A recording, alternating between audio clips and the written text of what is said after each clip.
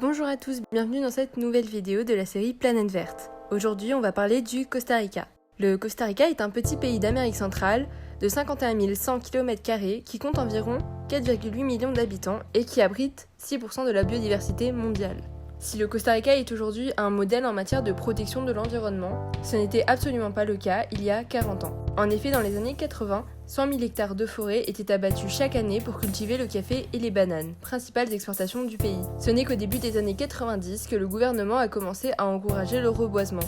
Ces avancées se sont concrétisées grâce au vote notamment de la loi sur la biodiversité en 1998, qui confère à l'État une souveraineté complète dans le domaine, et à l'inscription du droit à un environnement sain et écologiquement équilibré dans sa constitution il y a 26 ans. Ainsi, selon le président costaricain Carlos Alvarado, la forêt qui couvrait 20% du territoire en 1980 en couvre aujourd'hui 52%. Des réserves, des parcs et des zones protégées ont été mises en place. D'ailleurs, un quart du territoire est labellisé espace naturel protégé. Tout cela permet au Costa Rica d'être l'État le plus vertueux au monde en termes de biodiversité. Au Costa Rica, l'électricité provient à plus de 98% de sources renouvelables. Le pays a d'ailleurs tourné uniquement à l'énergie renouvelable du 16 juin au 2 septembre 2016. Le Costa Rica s'est aussi engagé dans des projets de reforestation sur l'ensemble du territoire. Pour encourager les habitants, un système de paiement pour services environnementaux a été mis en place. Il rémunère les citoyens qui agissent pour la protection de l'environnement. Le Costa Rica prévoit d'avoir une empreinte écologique neutre d'ici 2021. Pour parvenir à cet objectif, le gouvernement a mis en place un plan d'action qui prévoit notamment la réduction de voitures en circulation de moitié d'ici 2030. Il veut également convertir 70% des bus et des taxis et 60% des véhicules particuliers à l'électrique d'ici 2050. La vente de voitures neuves à émissions carbone sera bien évidemment interdite.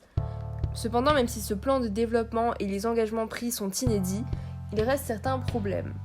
Premièrement, le coût de ces mesures n'a pas encore été déterminé et il n'y a aucune certitude que le gouvernement costaricain soit en mesure de les assurer.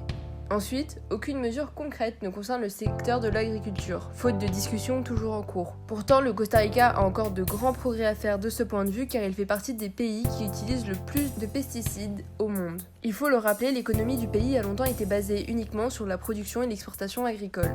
Autre mauvais point qui viennent entacher la réputation écologique du Costa Rica, seulement 25% des eaux usées sont traitées. Le reste est directement renversé dans la nature. De plus, l'air est de plus en plus pollué à cause de l'urbanisation trop rapide de la capitale San José. D'autres décisions du gouvernement posent également problème, comme l'agrandissement du port de Moine, qui va entraîner la destruction de fonds marins, la création d'usines géothermiques, car le gouvernement costaricain veut s'appuyer de plus en plus sur l'énergie géothermique, car le Costa Rica compte plusieurs volcans. Les usines géothermiques sont souvent de grande taille et risquent d'empiéter sur des zones protégées, menaçant ainsi des écosystèmes entiers. Le problème se pose aussi au niveau de la construction de barrages hydroélectriques car leur mise en place provoque l'inondation de zones jusque-là sèches. Le gouvernement va donc devoir équilibrer ses décisions de façon à alléger son empreinte carbone sans détruire sa biodiversité unique. D'ailleurs, pour le moment, l'empreinte carbone du Costa Rica n'est pas exceptionnellement basse. Selon les experts de l'Université nationale du Costa Rica, elle serait même dans la moyenne des pays au contexte économique et à la position géographique semblable. Malgré ça, le Costa Rica remporte quand même en 2019 le prix environnemental le plus prestigieux décerné par les Nations Unies, c'est-à-dire le titre de champion de la Terre dans la catégorie leadership en matière de politique. Voilà, c'est tout pour cette vidéo, j'espère qu'elle vous aura plu. On se retrouve bientôt et d'ici là, vous pouvez me suivre ici et sur les réseaux sociaux.